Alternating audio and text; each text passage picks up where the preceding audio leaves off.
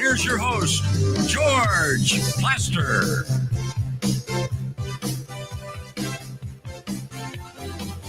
Hello again, everybody. Welcome in. It's kind of a cloudy, overcast Tuesday, and apparently around 7 o'clock, it is going to start raining. We have a Cat Daddy show for you today. Think about this.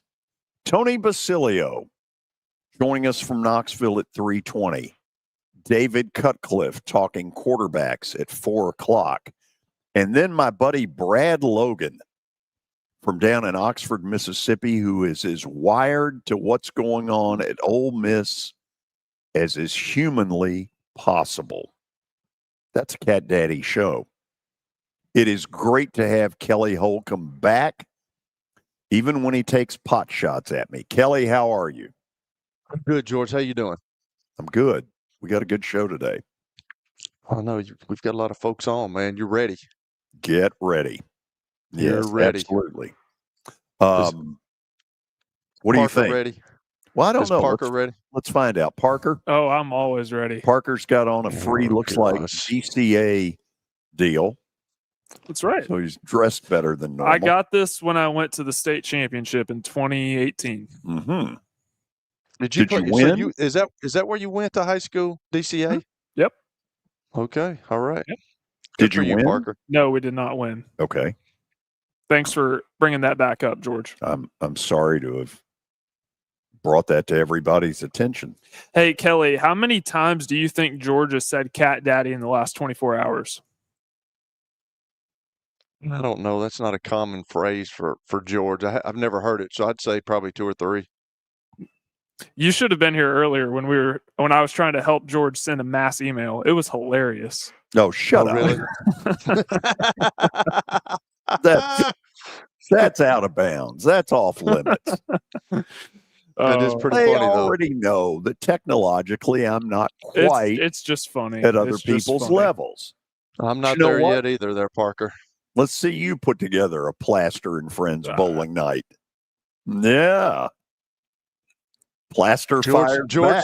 George does it with the old Rolodex and the yellow legal pad. That's how we roll, dude. Oh. Are you talking about this? That is exactly what I'm talking about. Absolutely, man. When you see the legal pad, get ready. That's how you know business is coming. You're darn tooting it is.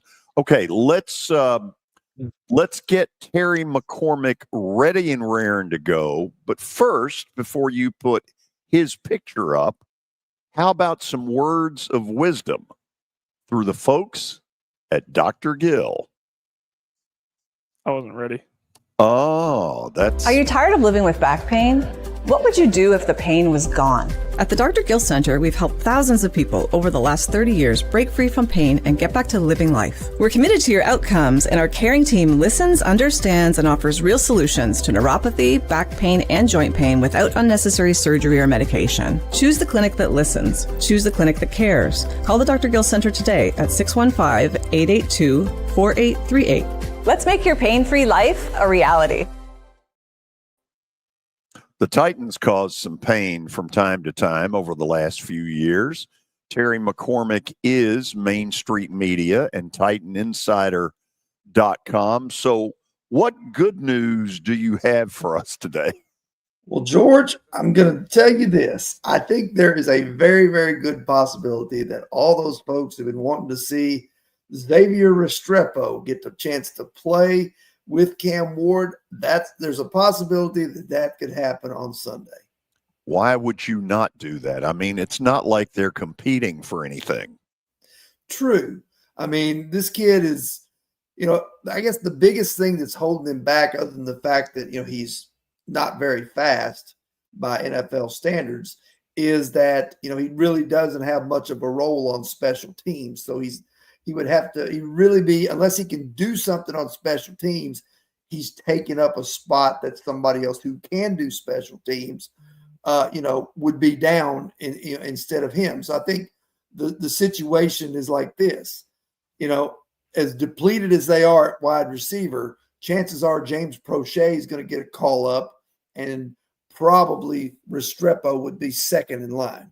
Okay, let me ask this. Would we not, and Kelly, you fire in on this as well, special teams is effort, right? It's effort, but it's also knowledge. It's technique, because you see what John Fossil's done with this group this year. Their special teams for the last, well, probably going back to since Alan Lowry left, has been horrendous. And now it's finally pretty good again. So there's more to it than just effort. You got to know what you're doing in terms of how you're blocking things up and how you're, and guys having the skill level to be able to hit a crease and go like Chim Dike has been able to do. So it's more than that, but effort is a part of it. Yeah. Yeah, and you talk about effort, George, but like you look at what happened last year, you were all on the special teams, and they were given effort last year, but they didn't. I think John Fossil's really good. I think he's really good at what he does. I think he's energetic. I think you have to be relational with guys, and you have to get those guys to understand, hey, why are we doing this? And I think that's what he does, and I think that's why you've seen a huge special teams bump up from what it was last year. And by the way, John Fossil should have been this team's interim head coach. Well, I'm going to say this. Whoever the next head coach is needs to make darn sure that John Fossil sticks around, because that's the one guy that has really shown, proven his mettle, so to speak. And so I've told y'all that. Yeah, I've told you this before, Terry, but like when you're a head coach and you just become a new head coach, you better have a good strength coach, and you better have a dadgum O-line coach, and you better have a good special teams coach, because those are the three most important people. Like you can get offensive coordinators and defensive coordinators, but O-line coaches are not. Some of them aren't very good. You've got to have a good one, as we're seeing now. But like you better have a good special teams coach, and I think John Fossil, if not the best, he's one of the best. Oh, absolutely. I think he's one of the best in the business. And I think, beyond that, you need somebody with some experience, somebody, especially if you're a first-time head coach, you need somebody who's walked in those shoes before that you can bounce ideas off of in at least one of your coordinator positions, because there are things that you'll face, as we found out with Brian Callahan. There are things you will face that you've never encountered before and never made a decision on before, and you want somebody that's been there and done that. Terry, do you think George, do you think he'll have a shot at this thing? I mean, will he get interviewed? Because you look at the Baltimore Ravens and John Harbaugh, he was a special teams coach. I was in Philly with him. He was obviously with Andy Reid, but like he was a special teams guy. Do you think John Fossil will get an interview or have a chance at the job?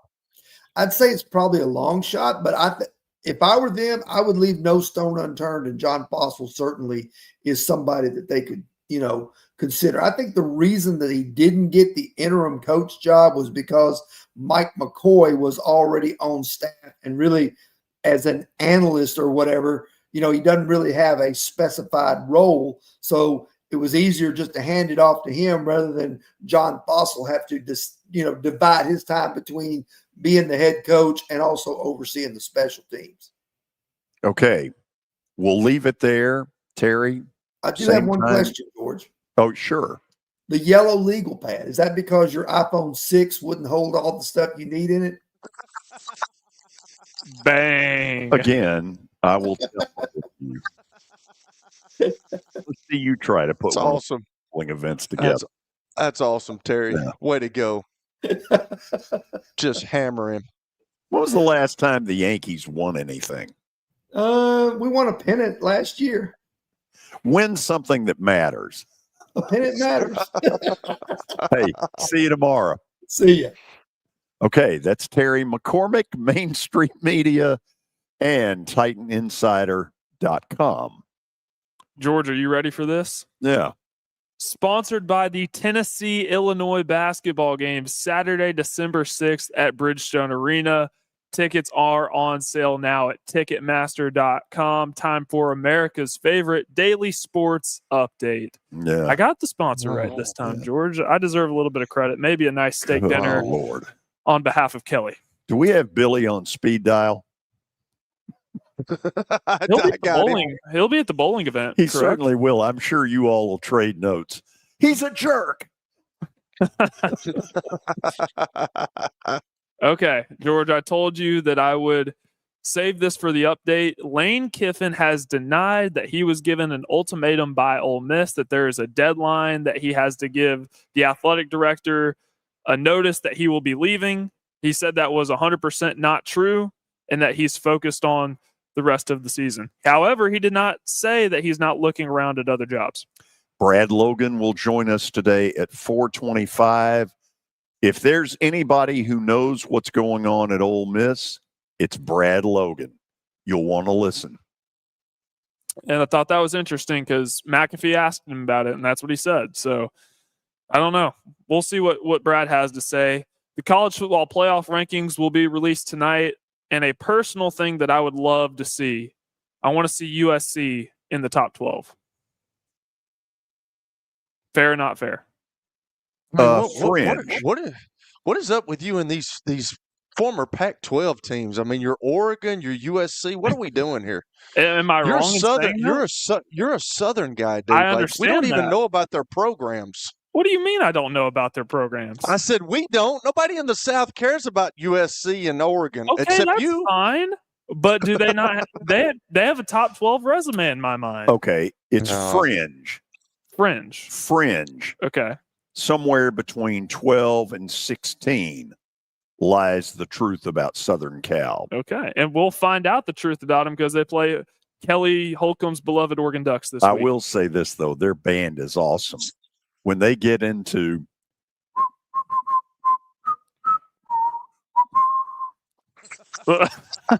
Good stuff, George. they Yeah, do that there we go. Nice. That was They actually do pretty that. good. all game. It's hilarious. I couldn't whistle if you held a gun to my head, so that was pretty good. And then the other one is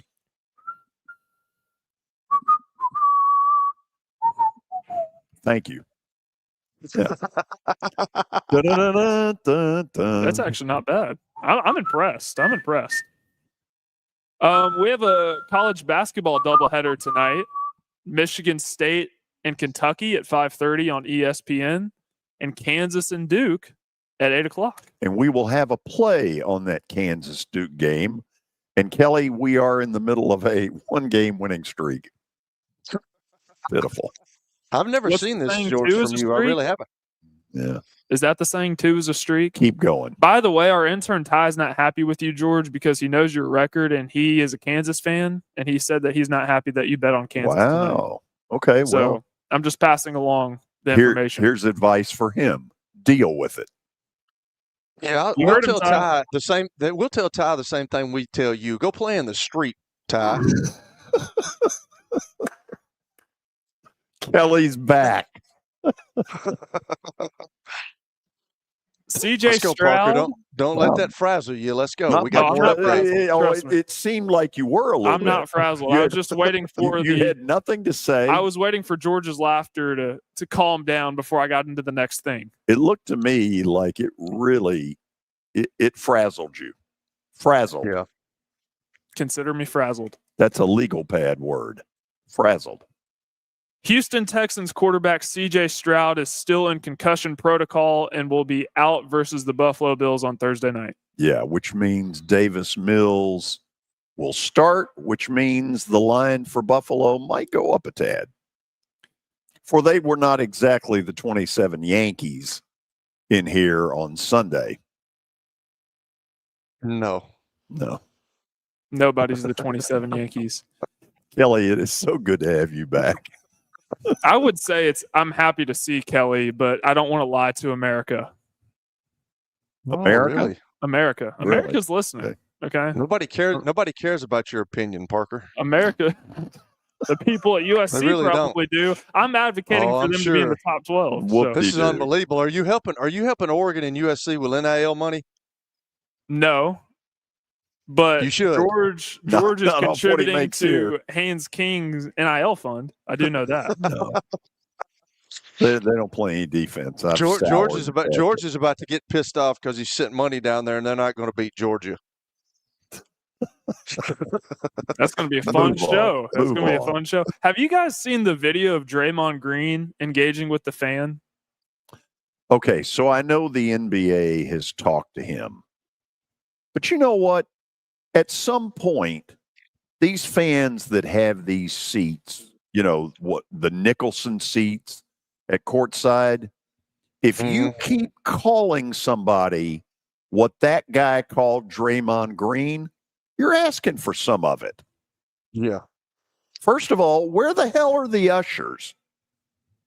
That's part of their job to put a stop to some of that. Look, I don't care if you call him a bum or whatever, but what he called him supposedly, repeatedly, is not cool. What, getting called Angel Reese? Yeah, I mean, whatever. I've had a couple of those situations, man. Those fans, sometimes they think since they pay a ticket, which I understand, they pay for it, but they can just, they can haggle you. They can mess with you all day. And one dude was behind the bench one time, and he kept going, "You suck. You suck." And I said, "Hey, come on down here and tell me to me face to face." And he wouldn't do it. So yeah, it is what it is. Yeah. I was a little bit bigger. I was a little bit bigger back then. We're so proud of you. I love that side of Kelly. All right, you let him know, Kelly. You let him know who's boss. I don't know if I let him know, but I was pissed at that point, and I said, "Come down here and say it to my face, Hoss." And he didn't do it. He knew who his daddy was. Yeah, that's right. At that point, I got one more thing. Okay, because it hadn't been all that good an update. Well, it wasn't compared to yesterday. There's nothing that was going to compare to yesterday. Oh yeah. Shedeur Sanders' home was robbed over the weekend while they were playing versus Baltimore, and he lost over $200,000. Oh wow! So this is a continued trend of professional athletes, their homes getting broken into. That's a shame. It is. It is.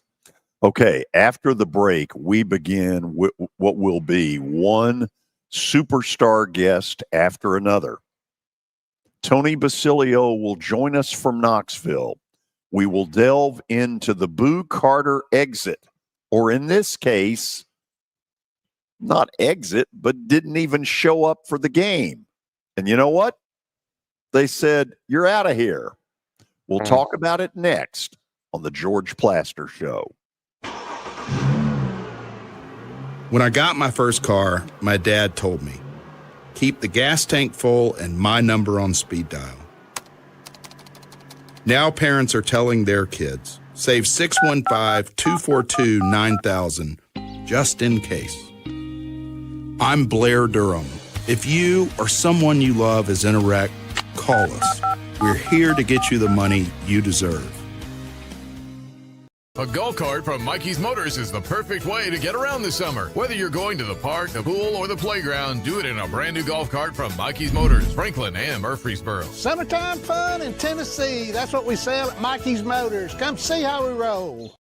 It's easy to say good things about the folks at Strike and Spare Family Fun Centers. Number one, I trust them with something that's near and dear to me, the Plaster and Friends Celebrity Bowling Night. But more importantly, I see the fun people have. They enjoy the bowling. They enjoy the camaraderie, and you will too. Come by any of their locations and get ready to have some fun. Attention, Big Orange Country. Tennessee and Illinois will square off Saturday, December the 6th at Bridgestone Arena. This is the rematch of a great college basketball game last season in Champaign that went right to the wire. And this one figures to be more of the same. Tickets are on sale now. You can grab your seats by going to Ticketmaster.com. That's Ticketmaster.com. Tennessee, Illinois. It's big time. At Wilson Bank and Trust, we believe you shouldn't have to choose between personal service and digital solutions. As your local independent bank, we're proud to offer the relationships and trusted service you expect, along with the tools and technology that keep you moving forward. So whether you're growing a business, buying a home, or planning for the future, we're here to help. Because this isn't just where we work, it's where we live too. Wilson Bank and Trust, here to get you there. Member FDIC. Are you looking for expert medical care in Nashville without leaving your home? Medical House Calls brings concierge-level health care directly to your door. Whether you need urgent attention, ongoing primary care, revitalizing IV therapy, or medically guided weight loss, our experienced providers are just a phone call away. at 615-838-2375 or go online, medicalhousecalls.com. medicalhousecalls.com.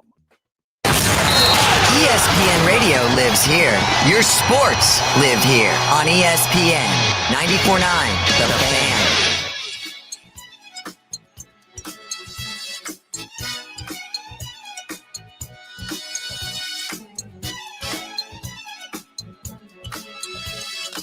Okay, we are back at 3:20. Tony Basilio should be joining us from Knoxville here in just a second. Kelly, if one of your teammates did not show up for a game because he was injured, how do you think that'd go over in your locker room? George, I didn't have to worry about that. I've talked about it on this show before. We didn't have to worry about that because it was in a different time. It was a different era. We were all bought in. That's the thing that I worry about in this new transfer portal NIL deal. Are we true? And I know of an AD that said, hey, we've got 1 year vigilantes, and when things start going wrong, they're not really bought into the program. They don't know about the tradition of the program. They don't know anything. They're just there to make money and try to move on somewhere else. And I don't know how you would handle that, George. That's why all this stuff started at the beginning of the season. We asked Tony Basilio about all this stuff, but it has an effect on your team, and you can believe this, George, that kids on the team are watching to see how the head coach handles that situation. And they knew early in the season what this guy was about. They knew he was going to start. He wanted more money. He wanted all this. He wanted all that. And that just rubs guys the wrong way. I'm sure most of the locker room is probably happy he's gone. But, what made earlier in the season in training camp different than what he just did?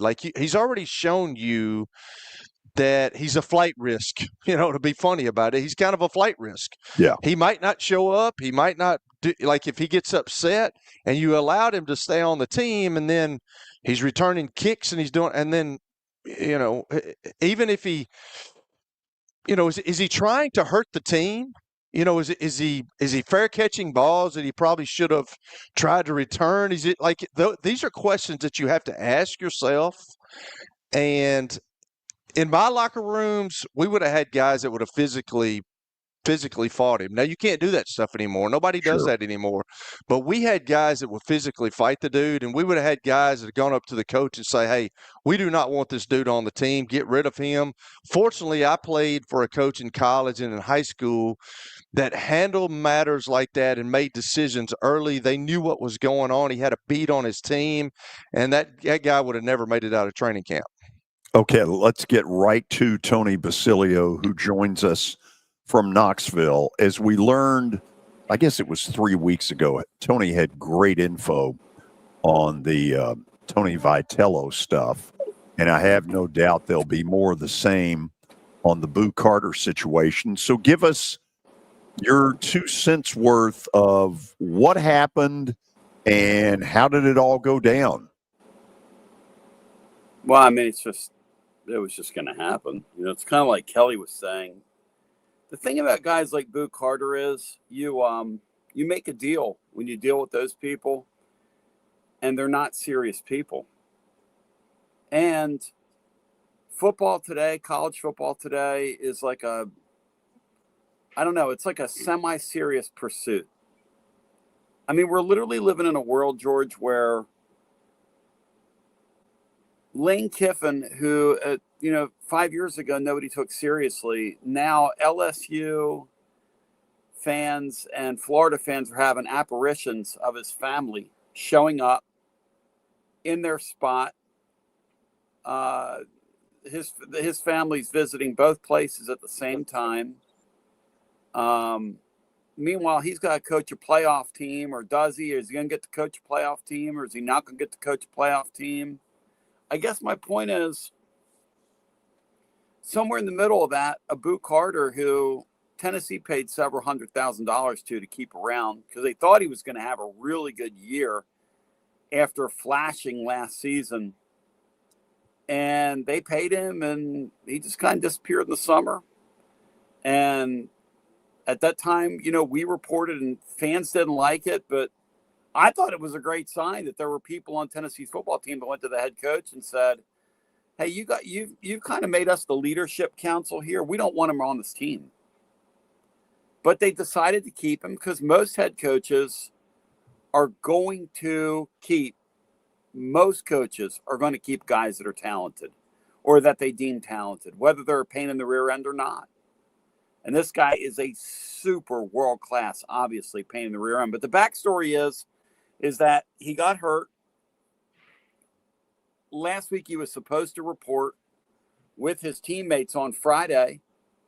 And instead of reporting with his teammates on Friday, he went AWOL. And so they play the game on Saturday. They still don't know, haven't talked to the kid, haven't talked to his family. And after the game, look, I like Josh Heupel, but man, he's got a hole in his game. And the hole Josh Heupel has in his game is you got to stand before the media Saturday night and say, hey, we have a culture here. I don't owe his family a phone call. He's off my team. I don't know where you are. I just played a game. We don't know where you are. You're off my team. I don't owe you a phone call. Like, I didn't owe you a phone call back in the summer even. But that's me. That's kind of where I'm at on the Boot Carter deal. And he might have been, like, Bobby Bonilla this year thinks Boot Carter was overpaid. Wow. And so there are no late installments for years to come, a la Bobby Bonilla. Wow. Do you think deep down that Heupel regrets bringing him back after some of the teammates said, let's part ways? I sure hope so. But he didn't admit that. Again, at a press conference. He had a chance. He talked to the press in Knoxville Monday, and he had a chance to kind of say, my bad over here. Yeah. He didn't do it. And I just don't get why some of these modern coaches don't just admit, hey, I don't have the answers all the time. And if I had a chance to do this one over again, I'd have played it differently because Boot Carter and Nico both played Josh Heupel. That's what happened. Yeah. And you hope that doesn't happen going forward. The problem is these players have way, way too much leverage in this deal now. Way too much leverage. And so we've created a silly system where there's billions of dollars at stake and tens of millions of dollars to these coaches. And it's babysitting. It's year to year collecting of talent. Babysitting is what these guys do. Because the truth is, and Austin Price here locally had a quote who follows all this recruiting stuff. These freshmen, the minute they get to school and they're not in starting lineups, and everybody knows freshmen are not going to be in starting lineups. They're just not in the SEC. But the minute they're not, they're already, a lot of them are already looking, what's my next stop going to be? Oh, yeah. Because I'm not getting my instant gratification. There is no learning to this anymore.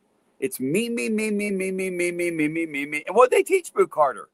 They taught him you can do that and get away with it and get away with it and get away. Imagine being hurt at the end of all that and not showing up on Friday because you just didn't feel like it. You went to the movies. I mean, what did he have to do? Very strange. If he were on this show right now, what is his gripe at Tennessee? He can't have a gripe, can he? I mean, I wouldn't think so, but I'm saying if he were the guest instead of you, and I said, what is your gripe with that school? What do you think he'd say? They didn't pay me enough. Okay. I think he made like $100,000 per fair catch this year. Okay. Like clean fair catch in football games. That was a good line. So there was a day in time where Tennessee, Florida had replaced Tennessee, Alabama for bitterness, for pissiness, for they hate each other. When they get ready to play on Saturday, what level of that still exists in your mind? This is just kind of an old, wheezing old friend that you're over there visiting with. The Florida series for both these programs. This used to be the game of the century. Back in the 90s in college football, the annual game of the century. And of course, Tennessee has only gotten in a few uppercuts down through the years. It's like that old adage of, the father's talking to his son who's getting kind of picked on. He says, well, you want to get a good shot in on him. And he goes, Dad's he going to go down? No, he's going to beat your head in, but you're going to get that first shot in. That's been kind of Tennessee's role in this thing. The crazy thing about Saturday, George, is that this is modern era college football 101, because you got one team that's playing out the string in Florida and another team in Tennessee that had their playoff hopes dashed a couple weeks ago. And who wants to play that game Saturday night more? And get-ins for this game right now, George, are $71 as I speak to you, which means that during the week tickets are only going to drop. And you've got up on the screen a shot of Florida Field fully packed. If that thing's 3/4 full Saturday night, it'll be an upset in my book, because that's a fan base there that is checked out, was checked out. The question is, do you check back in? Because it's Tennessee for the last time. Do their players check back in? We talked to Bobby Wilder over at Tennessee Tech last week, and he said, I'm looking at this film of Kentucky playing Florida. He said, those guys from Florida weren't interested in playing against Kentucky. And then, George, they did check back in. I guess they checked back in case Lane Kiffin's their head coach next year. I don't know. But do they check back out again? Who knows? They checked in against Georgia and played Georgia really tough. And that's the bad thing of this check in, check out, is that you decide on certain Saturdays to give a damn. And then on other Saturdays, you either don't give a damn, or in some cases, you don't physically show up. Kelly? And how are we supposed to make sense of this? We as media. How are the sports gamblers supposed to make sense of this? Anybody. Like, you try to watch a sport with any modicum of interest, you've got teams that week to week just kind of go, okay, I'm going to play this game. We're not going to play this game. I mean, God knows what's going through the minds of these kids. Kelly? Tony, with this Boo Carter situation, do you think this has created a chink in the armor in the locker room with their head coach? Because at the beginning of the year, we talked about it at the beginning of the year, and he did the same thing, obviously, the other day, not even showing up. He didn't show up in training camp. Like, I was fortunate that I played at a time, and I played at a school with a Coach Donnelly who was not scared to make decisions. Nowadays, it seems like these younger coaches are kind of they're scared to make decisions. And if a guy can play, kind of like the Boo Carter kid, you're going to give him opportunity after opportunity. Coach Donnelly was not like that, and I know it was a different era, but do you think this has kind of created a little bit of he's going to do what's better for the team, or does he think this guy can play and he's hurting the team? Like, has that created a chink in the armor with Josh Heupel and his players, you think? I wouldn't answer that. I mean, I'm not there. I will say Watson Brown said something to me back in the summer that stuck with me. He said, I never, ever let the players think they had more of a voice than they had. He said, you can put these players' councils together all you want, but the minute you defer to them, you're in a lot of trouble. He said, so I never let those players believe that they were going to get a say on who stays and who goes. That was always going to be my call. But these modern coaches make these kids think you're going to get the call. Yeah. It's great that you get to meet. It's great to say you have ownership. It's great to say, culturally, this is what we're going to do. But when push comes to shove, it's got to be my decision, right? I mean, if I'm the head coach or in consultation with other coaches on the staff, I can't let my players decide, because the players didn't want him to come back. Players did not want him to come back, because I guarantee you. No, at the end of the day, why would I have to stay here in the summer? I mean, I'd rather be, back where I come from, running around with my friends. What in the world why do I have to be here this summer if he doesn't? And I just wonder if it happens all over again, if they play it differently, or if the guy's just such a tantalizing talent that they would have just done exactly what they did. Because somebody said something really proper today to me on the air, which is Tennessee's secondary is not very good. And it wasn't very good with him, and it wasn't very good without him. But it's a lot easier for the fans to swallow that it wasn't very good with him, because they could see that once you take him away, you can make him a superstar in your eyes and say, man, if we had this guy, and then he really kind of wins the narrative. The fact that he stunk while he played, and he stunk, guys. I mean, he looked like an electric football player out there.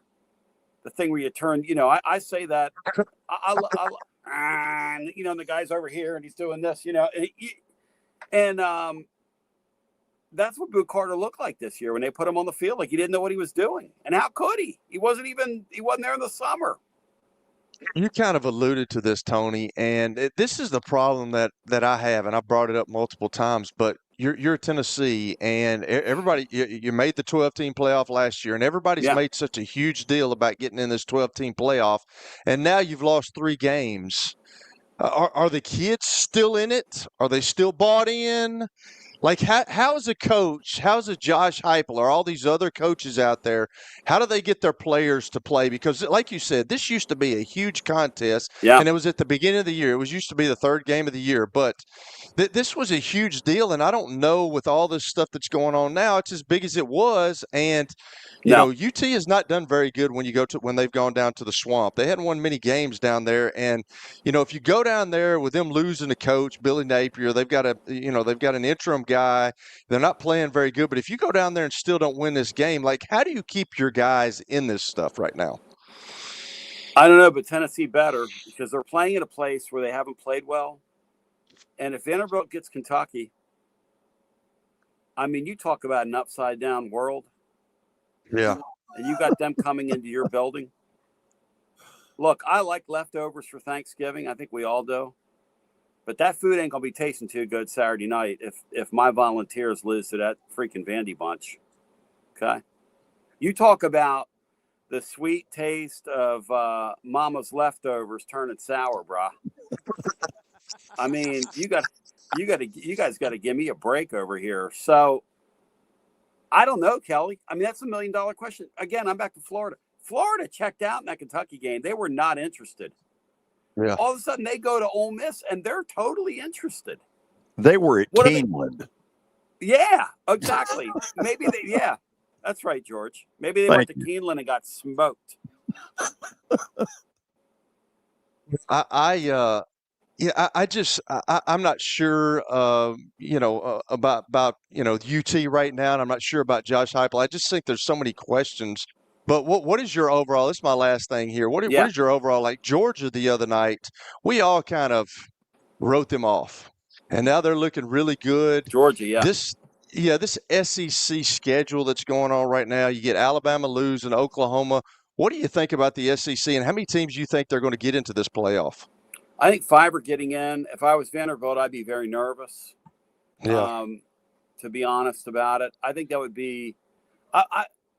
It was always a concern of mine that there were going to be too many teams at the end of the year at 10-2. Obviously, Texas losing, and the way Texas lost the other night. I was reminded today that Georgia's beaten them 3 times in a calendar year, and the last time the other night, Kirby showed him such little regard. I mean, onside kicking the ball is like what we used to do when you took the little kid in the neighborhood and you rubbed the middle of your middle finger right on top of his forehead and then whipped him with a wet towel, in the middle of the summer. That's what they did to them in front of everybody. But, I look at the league, and you asked about Heupel. I'll tell you what's going to happen with all these guys is that the margin for error in this league, you better have really good systems in place. You better be the person that doesn't beat yourself. Kirby Smart this year has won a bunch of games just by kind of hanging around and letting that other team make the mistake. And that's the thing I worry about with Josh Heupel. His teams beat themselves in these spots. And I wonder if he does a self-eval at the end of the year and says, hey, I need to figure out a way to tighten up my organization here. Then again, if these guys can get home with a 9-3 record, after everything that's happened here, after Nico left in the spring, after all the injuries that have happened in their secondary, after a lot of bad breaks, really, it'll be an A-level coaching job. If they go 7-5, that is a solid D-. That's the margin here in this league. That's what 2 games do in the perception and the eyes of everybody. So it's pretty it's an interesting sport. Parker, come with your best question. Oh, I got a good question. Let's hear it. I'll ask one. Yeah. So I believe, Tony, one of the many downsides of this expanded playoff world that we live in is there's been this term being thrown around, meaningless bowl game, meaningless games. Oh, that game doesn't mean anything. Why are we asking the question about Josh Heupel? How are you going to get these guys ready to play? It's Tennessee, Florida, for heaven's sakes. I don't care if Florida is 0-11 going into this thing. It's Tennessee, Florida. And I hate that term. So why are we asking that?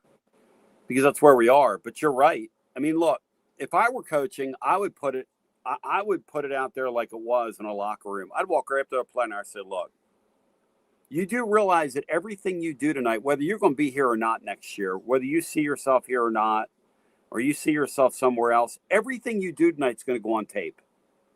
Yes. Mm-hmm. Everything you do. Every coach in America is going to be able to watch your tape. And if you have aspirations one day of playing at another level, they're going to go back and look at the night you took the Florida game off. Or if you're on the Florida sideline, they're going to look at the night you took the Tennessee game off. And I don't know why more of these coaches don't do that, because that's exactly what I'd do. Because I would take it heads on that, hey, and by the way, you're not playing for yourself. You're playing for the person next to you. So if you're going to put your uniform on, respect the game. And if you're not going to respect the game, then go hang out with Boo Carter. That's what we do with people. You know, people don't respect the game. We say boo to them. And if you want to respect the game, you put your uniform on. I mean, you know, like in my sporting playing days, and I know Kelly's like this, like, it doesn't matter if we're playing in the driveway. I'm going to throw elbows at your forehead. I'm not letting you score. I'm not letting you score because I respect you that much. Parker, I'd have taken Kelly to the cleaners. Exactly. I mean, believe it or not, George, I would mess Parker's hair up. You should have seen me last night at pickleball. I was getting angry I was getting angry when I gave up a point or hit it out of play. Yeah, that's right. Playing 70-year-olds, Parker. I wasn't playing 70-year-olds. I was playing with good gracious, dude. Give them a break. My age. They're lucky to be out there. I guarantee you, Parker is an excellent pickleball player. Did any of them? Hold on a second. Did any of them have a walker? No, they were all mid-20s.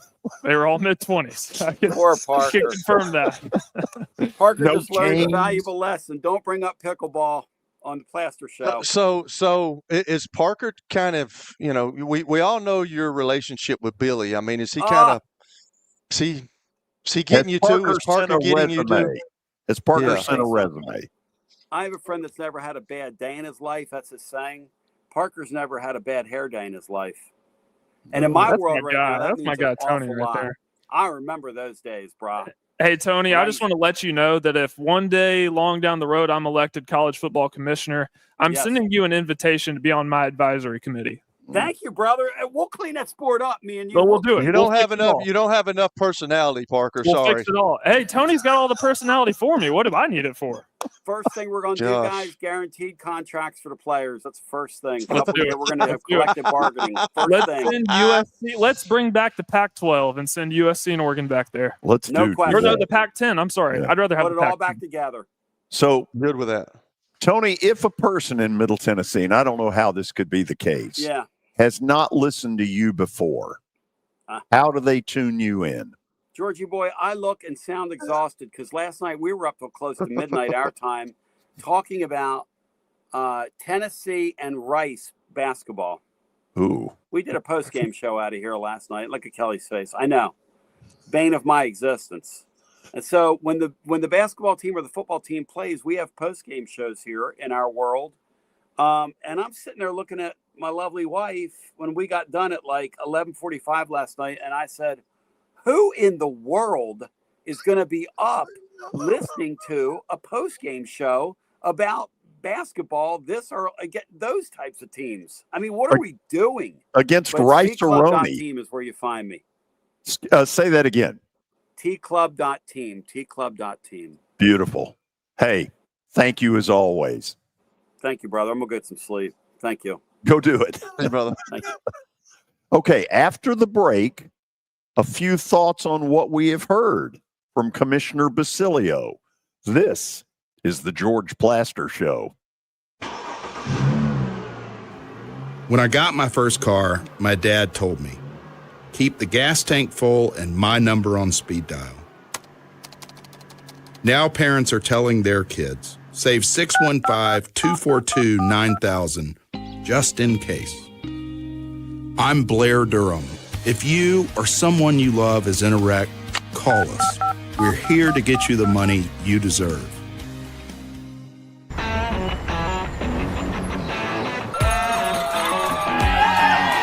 Smashville hockey. Around here, it can sound like a language of its own.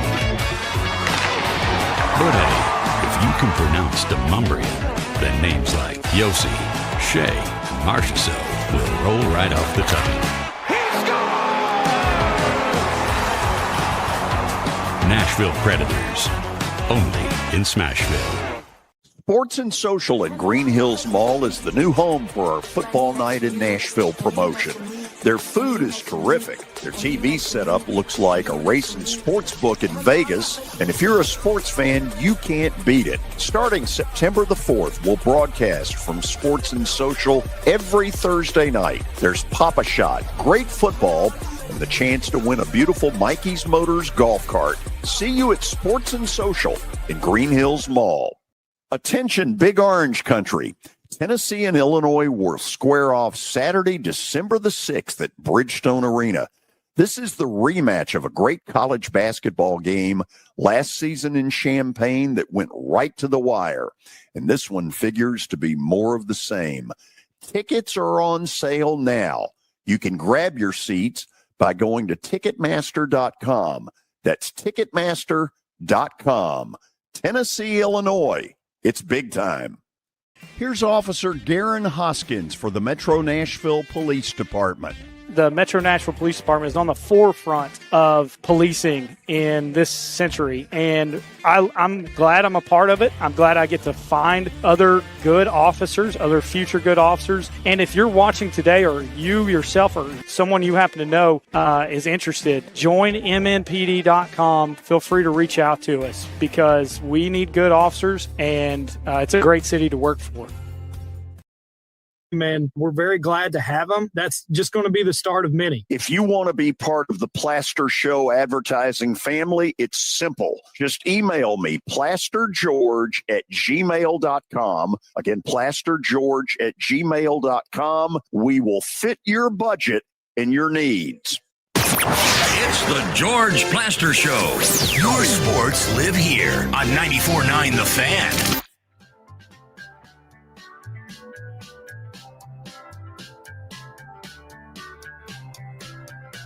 I got to thinking about this when Parker or maybe Kelly asked the question about will Tennessee be ready when they play at Florida on Saturday.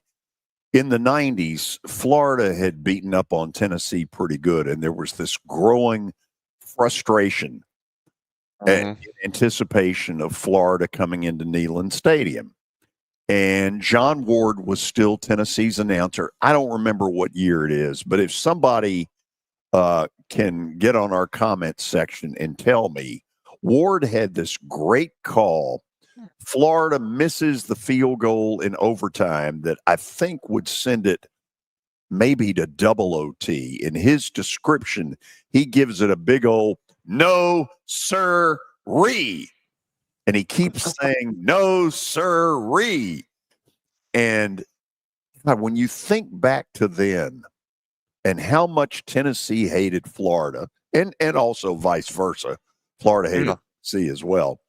And to now get to a point late in a year where you have to ask that question, which of the two teams will give a damn?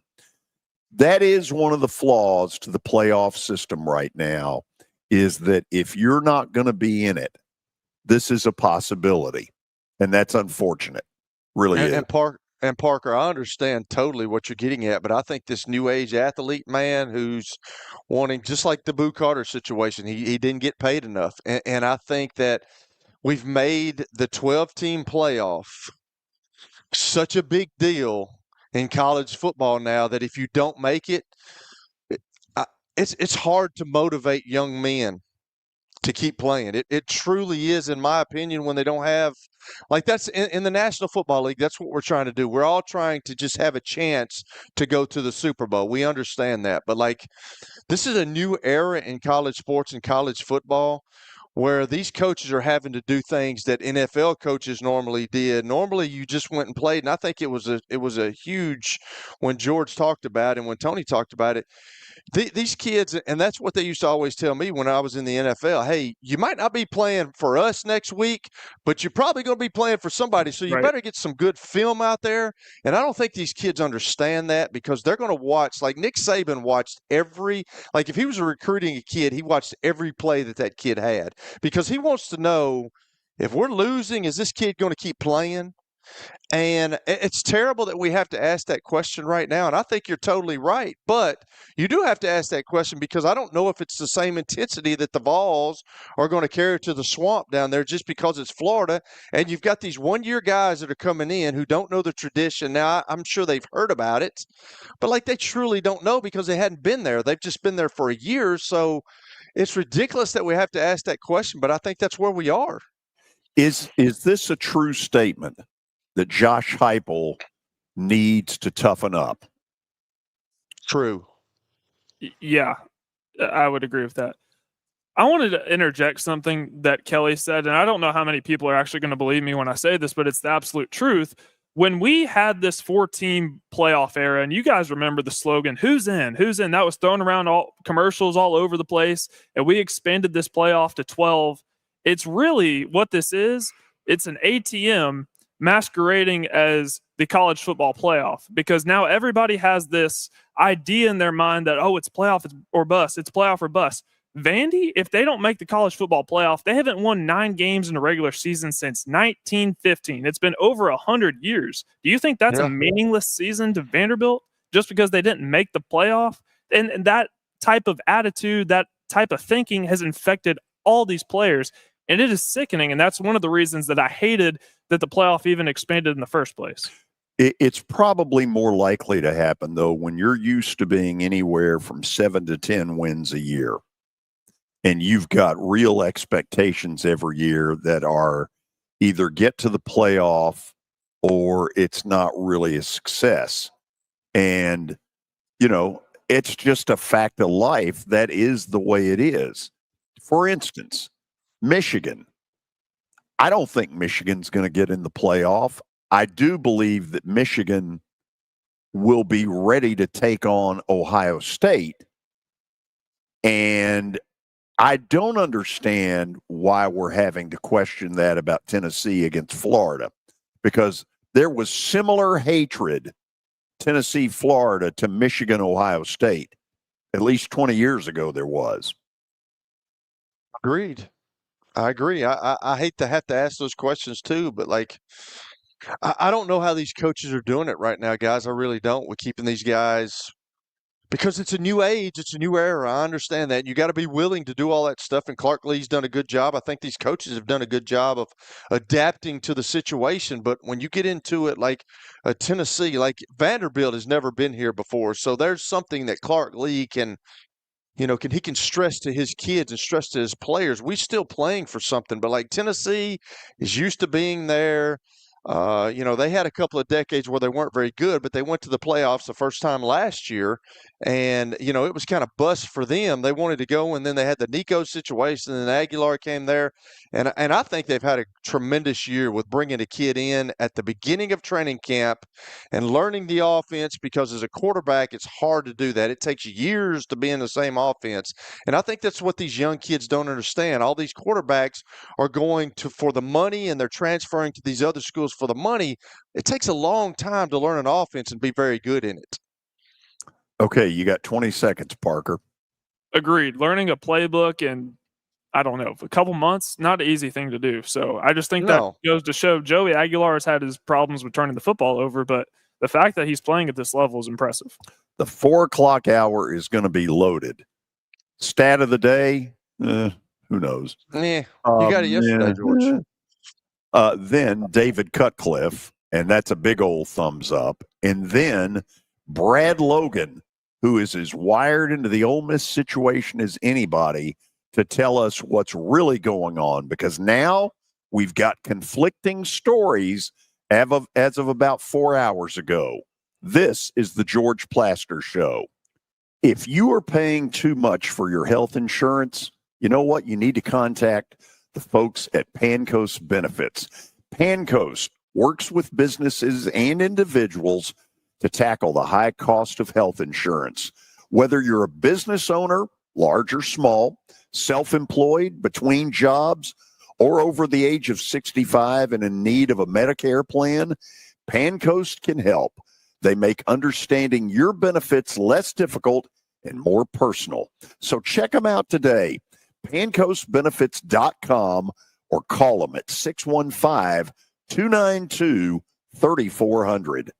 Venture Express has been helping people in this area for more than 40 years. They're headquartered in Murfreesboro with over 30 years of dedicated fleets involving production, manufacturing, and corrugated experiences. They're an asset-based company with over 700 tractors, 4,000 trailers, and 800 drivers. If you need their help, dial them up, 615-793-9500, or log on to ventureexpress.com.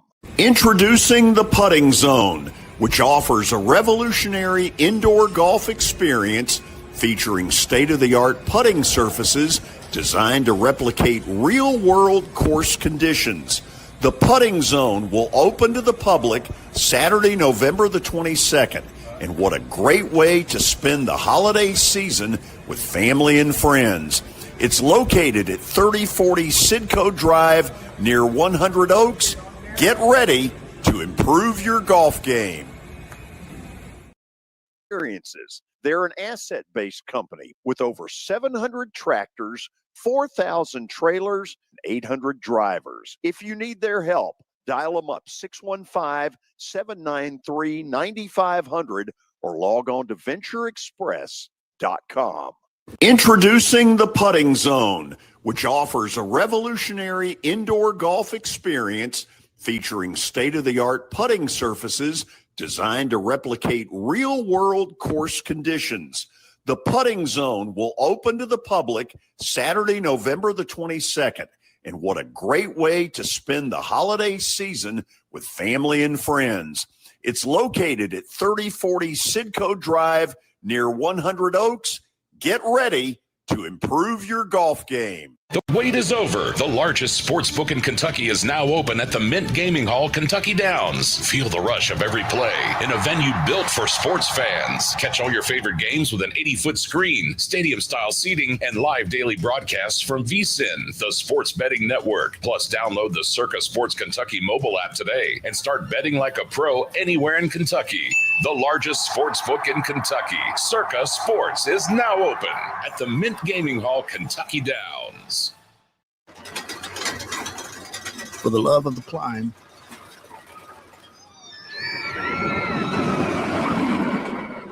For the love of the fall.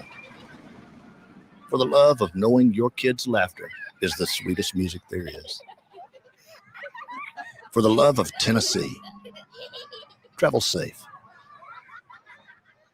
Brought to you by the Tennessee Department of Tourist Development, the Tennessee Association of Broadcasters, and this station. This holiday season, make every gathering extraordinary. At Electronic Express, we bring the best luxury appliance brands together, all in one place. From sleek refrigerators to state-of-the-art ranges and premium dishwashers, our expert team is here to help you make your home exceptional. With fast delivery and professional installation, experience luxury made easy at Electronic Express and create a home that truly inspires. Your sports live here. WBUZ HD3 Laverne. All around the world on the Game Nashville app. We are the Game Nashville Sports Network. ESPN 94.9. The Fan. A Cromwell media station. It's the George Plaster Show. Your sports live here on 94.9 The Fan.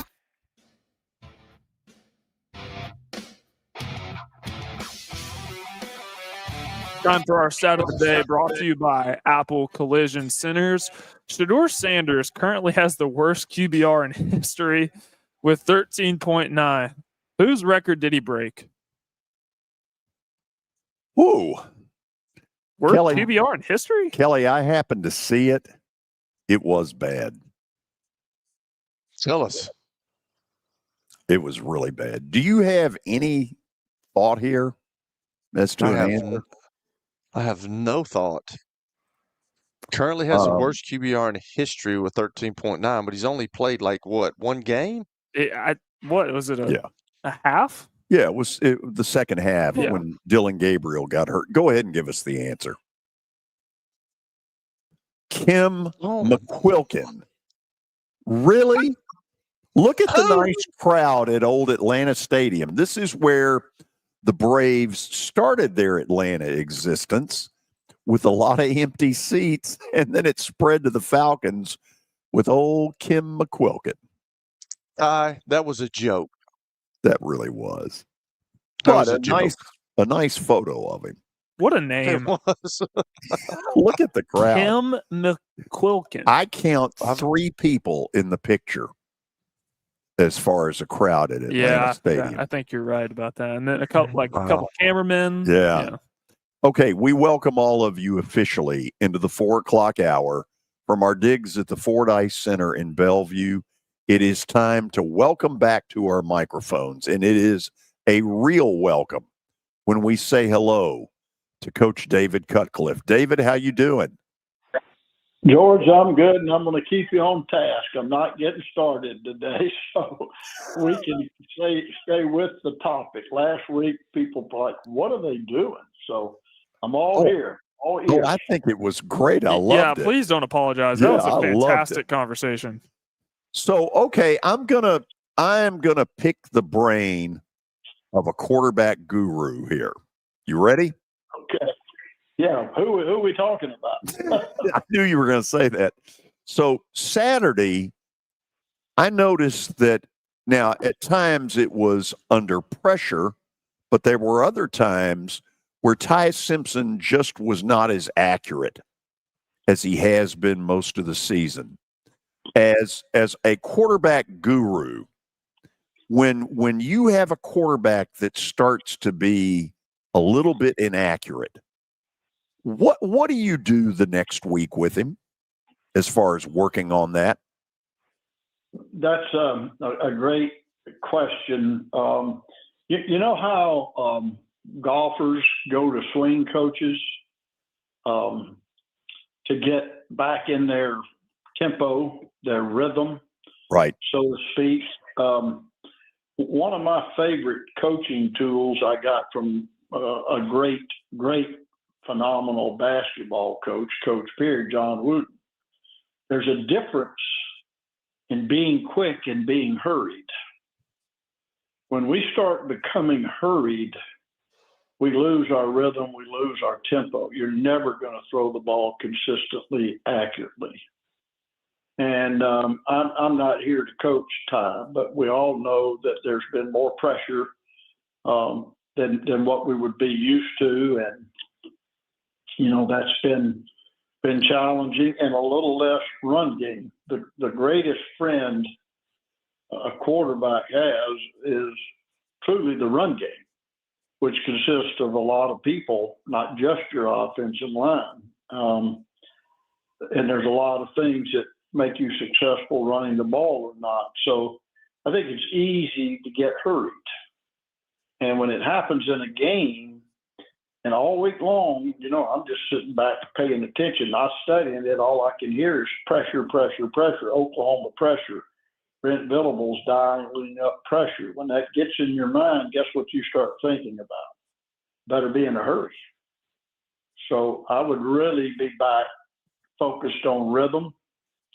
You also, another thing, you asked me what I do as a coach. I coached in this league a long time, and to be successful, you're going to have to play against defenses that don't give you very much time. So I throw a menu together depending upon the strength, like Auburn back in their day.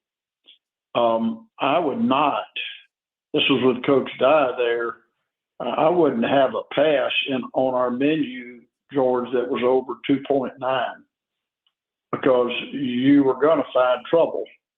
Andre Bruce and all of that group, good gosh, and so that's what I would be looking at.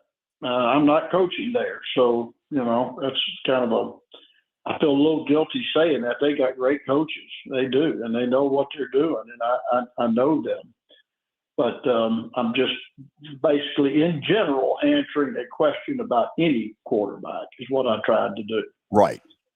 So Saturday, it hit me while I'm watching that game. Okay, Oklahoma, they handled all the noise in Knoxville. Then they go down to Tuscaloosa. They handle all of it. Great defense, a field goal kicker who is a real weapon. David, my admiration for Oklahoma right now is off the charts because I'm sitting there going, mental toughs. Yeah. Well, they're an old-fashioned football team. They play the kicking game really hard. They play defense really well. And I don't know him at all, but I'm beginning to really like John Mateer. I don't know if you saw his interview post-game. I did. I thought it was mature and outstanding, really outstanding. And so they're putting things together the old-fashioned way. They're probably not as good as they need to be on offense, and maybe that's due to his lack of health. That's what I read. I don't know, and I don't ever question our coaches about injury. But, I think they've got a really good football team. David, I want to ask one more, and then I'll turn it to Kelly and to Parker. I watched Georgia Saturday night, and I'm like, that's a national championship kind of performance. And I know it's early to be kind of throwing that kind of stuff out there, but isn't that performance what it's going to take to beat somebody like Indiana or Ohio State? I agree. I was at the Tennessee-Ohio State game last year in Columbus. I went to that game. And Ohio State was amazingly impressive. I mean, I had no idea they were that good physically. I've seen that good physically in the SEC, but not many times anywhere else. So absolutely yes, to answer that question, Georgia will have to play at a high level. I think they've got a quarterback, much like Ty Simpson is, and knows, how to win and manages himself very well. They're getting better on defense, not surprisingly. And I watched them practice. And, guess what? If you can only imagine this, but if you're going to be a Georgia football player, you're going to get tough. And it takes mental and physical toughness, and they displayed that in that game against Texas. Kelly? Coach, we have put so much, and I just asked this to Basilio, and I'm going to ask you the same thing. We've put so much on this 12-game playoff series in the Power Four conferences. Like now that Tennessee has lost 3 games, and at some point there's probably going to be a three-loss team that's going to get in at some point. I don't know if it's going to be this year, maybe down the road. But how, as a coach, in today's modern era, in this new era of transfer, NIL, how do you keep those guys interested? Because we've talked about it. The Florida-Tennessee game used to be huge. It used to be at the beginning of the year, and now – Florida's fired their coach. They're looking for a new staff.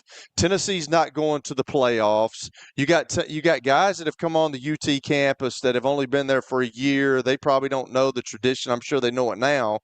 But how does a coach keep these young men interested when they know that they have no shot of getting into the playoffs? You are 1,000% correct, Kelly. You're hitting the nail dead center on the head, and there is no real one answer. I had a coach, not an FCS coach, I talked to this past week that was talking about some of that very thing. How do you? Well, I think the first thing you have to do is be truthful and upfront about what you just stated. Here's our reality. And it's all about we have to trust each other. No matter how long we've been together, we have to trust each other. The thing about November football, and I wrote a little thing about this yesterday to some of our former coaches, they all remember what you do in November when it comes to college football. It is whether you're getting ready to be in the playoffs or not. It's a part of next season. How long ago does a September 6th game feel? That was last season, wasn't it? So you really have to build relationships well enough, and you have to talk about it. It's not a rah-rah thing. And you call on people's best parts of them, and the staff has to be aligned. And when they're in the dining facility, the people working in there need to be aligned. It's November football, man. Okay, regardless of playoffs or not, we're going to remember. My last football game played was a November game, and I vividly see it. I will never forget it. And so I'm sure you have some of those things. Your last was later, but when you start getting into the high school and college game, man, it's November. Wow. So that's the way I would approach it, and I would hope that you can still build relationships with young people even within this environment. Coach, this is kind of a hard question, and I asked this a couple of years ago, but what do you think the state of football is in right now? Because I've talked with Coach Donnelly and some of my coaches, and they worry about it. I kind of worry about it too. I don't think the kids, just listening to you and listening to Coach Donnelly and all those guys used to teach us the game. They used to teach us the fundamentals.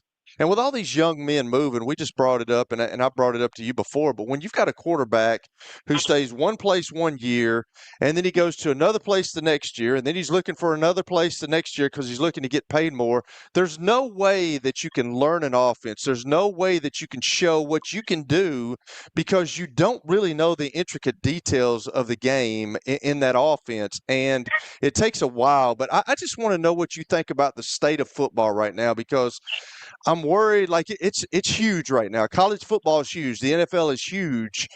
But some of the flags that are going on bother me. Some of the coaching that bothers me. I don't think these young guys are getting taught the position of quarterback. I know that's not only happening with the quarterback position, with all positions. What do you think the state of football is right now?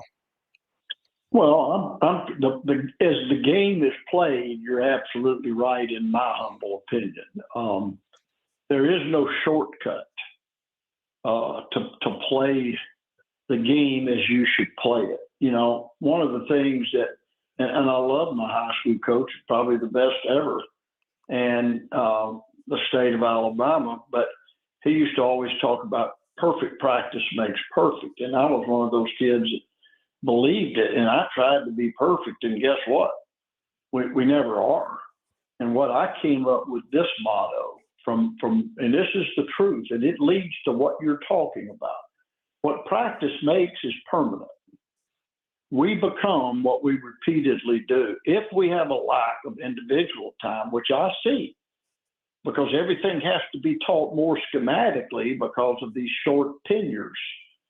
So when we lose that edge at every position, when I watch offensive linemen and I see stances and I see steps and crossovers and things, this old coach goes crazy. I had a saying, no feet, defeat. And you shouldn't make contact as an offensive lineman until you got your second step in the ground. Now you have a base. When you hit off the first step, you got a foot definitely in the air, if that makes sense. So that's the beautiful parts of football. My old-fashioned favorite, and they used to laugh at me when I would say this at Duke, the true coaching goal is when they say this: he can take his'n and beat yourn, and he can take yourn and beat his'n. You remember Bun Phillips saying that? Sure do. Yeah. I love that statement. That's coaching. And that's what I told this coach I talked to this week. Be excited, man. You're good enough to take theirs and beat them. And you're good enough to take yourn and beat them.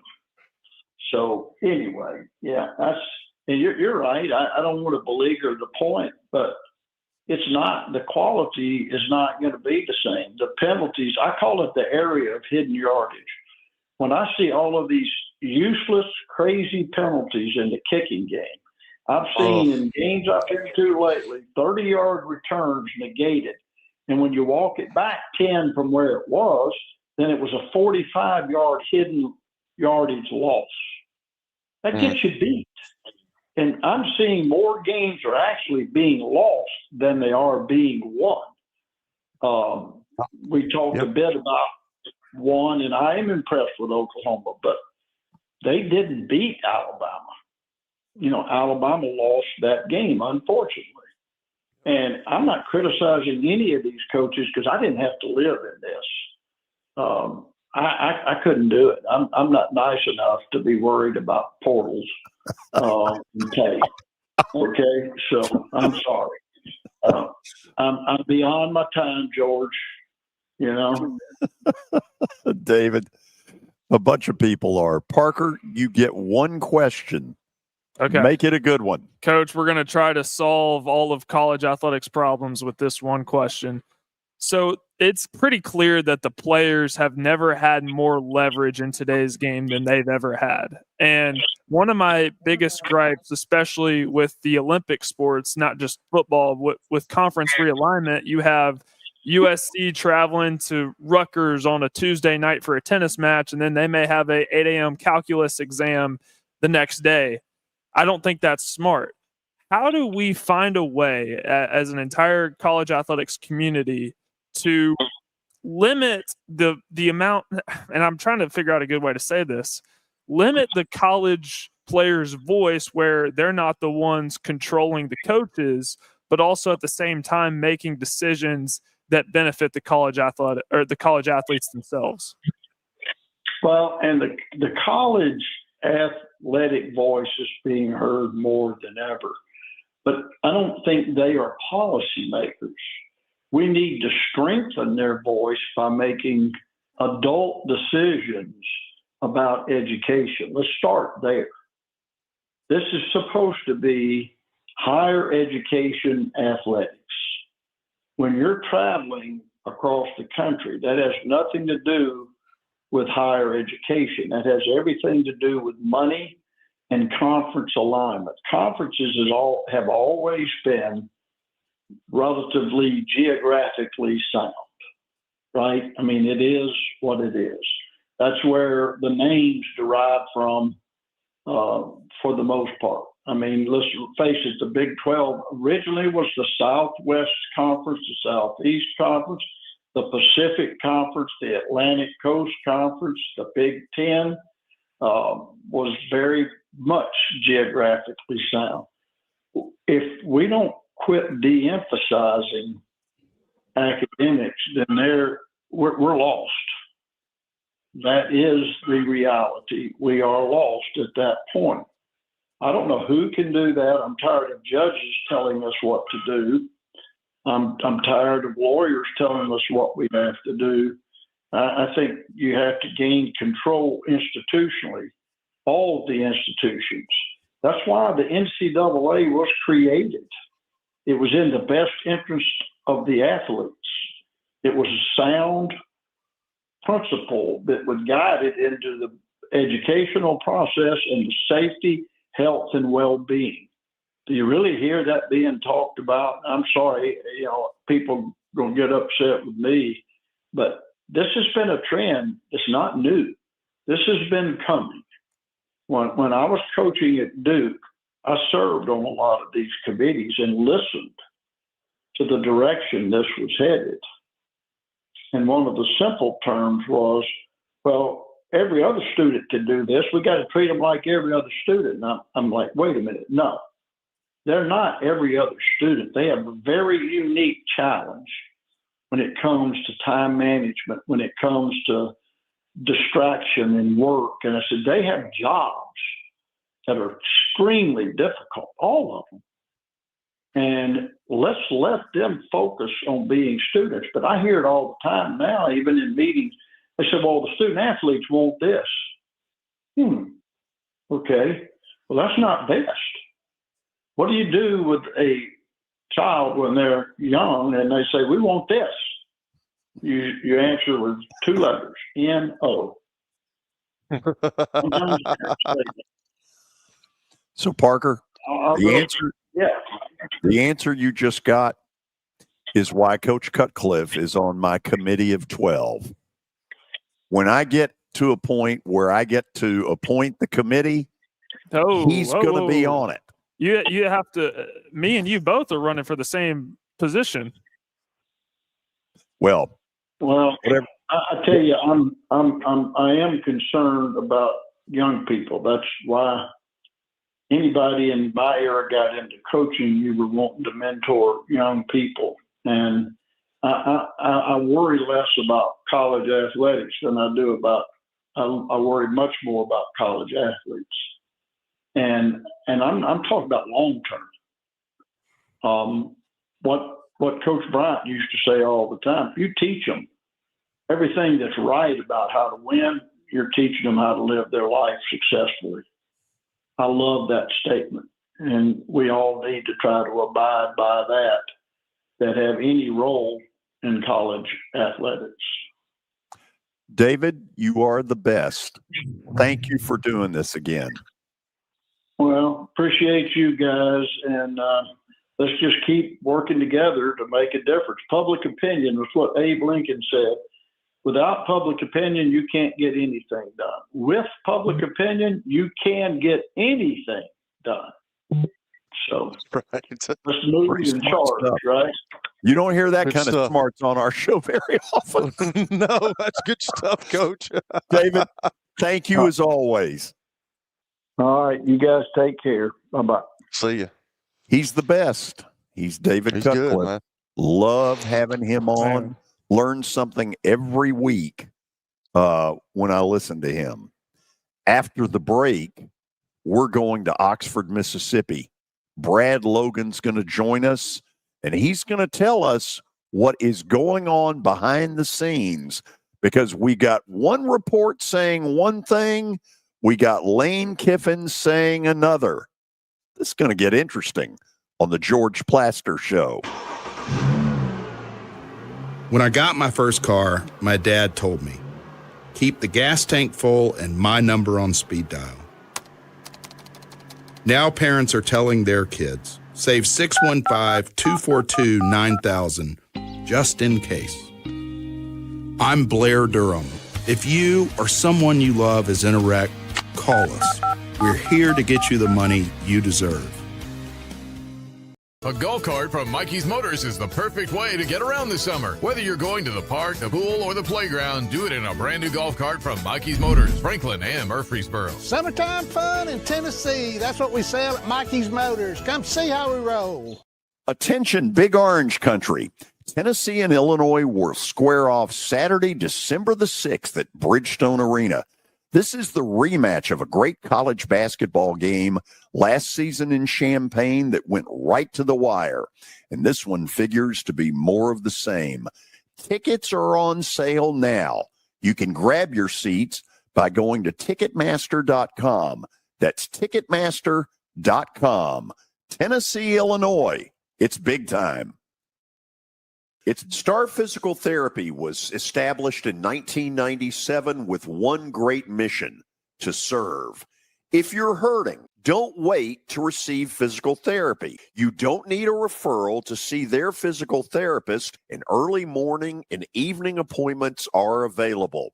Make the call to 615-673-1420 and get rid of that pain. Star Physical Therapy, the official health provider of Football Friday. Are you looking for expert medical care in Nashville without leaving your home? Medical House Calls brings concierge-level health care directly to your door. Whether you need urgent attention, ongoing primary care, revitalizing IV therapy, or medically guided weight loss, our experienced providers are just a phone call away at 615-838-2375 or go online, medicalhousecalls.com. It's easy to say good things about the folks at Strike and Spare Family Fun Centers. Number one, I trust them with something that's near and dear to me, the Plaster and Friends Celebrity Bowling Night. But more importantly, I see the fun people have. They enjoy the bowling, they enjoy the camaraderie, and you will too. Come by any of their locations and get ready to have some fun. Plaster and Friends Celebrity Bowling Night.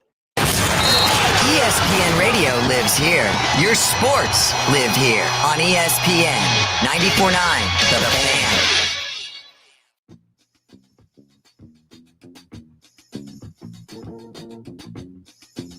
So yesterday, right about this time, the report started to get out that Lane Kiffin's family had been visiting both Baton Rouge and Gainesville.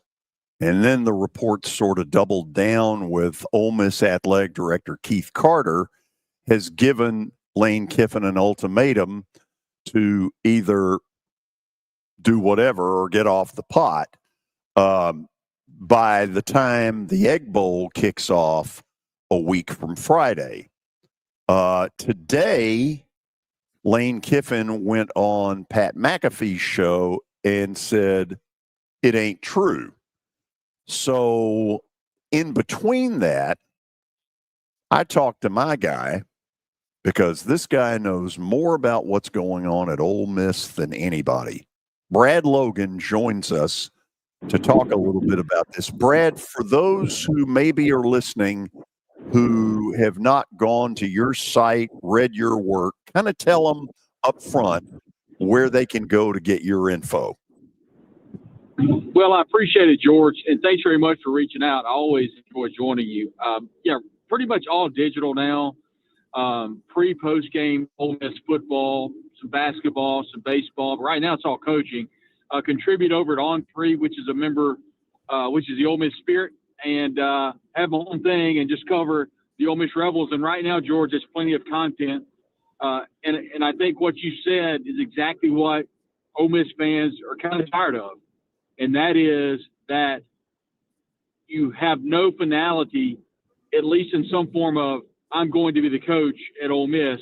And even going on Pat McAfee's show today that you made mention that Lane did, still not anything of substance other than there was no ultimatum, which I will say there's probably truth there, but that's also semantics are involved.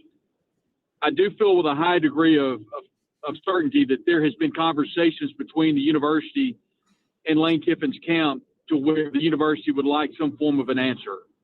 And what I mean by that is George, you can't go into January, February, past the portal deadline and not have some type of answer about your future. Number one, you have that possibility of missing that portal. Most importantly, a lot of the coaches you would go after would be gone. Third, you would have played the last game of the year against the Egg Bowl, plus all of the practice, plus the playoff game with a chance to take current roster players with you.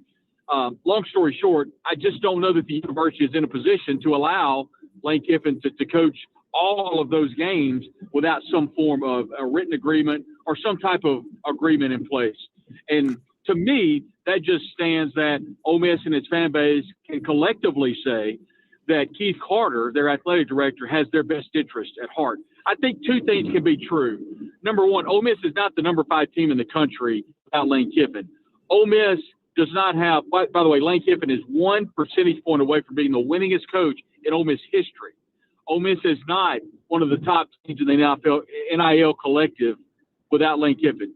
But also the university cannot allow Lane to coach all of this time without some type of agreement during that time, without something going on, at least concrete, in the mind of Keith Carter. And I think that's the right move from a university standpoint, but it's also, you have to appreciate everything that Lane has done. So it's very tricky. It really is. But it's the world of Lane Kiffin. It's what I like to call the Lane Kiffin experience. You get every modicum of emotion with Lane Kiffin. I believe it. So let me try it this way.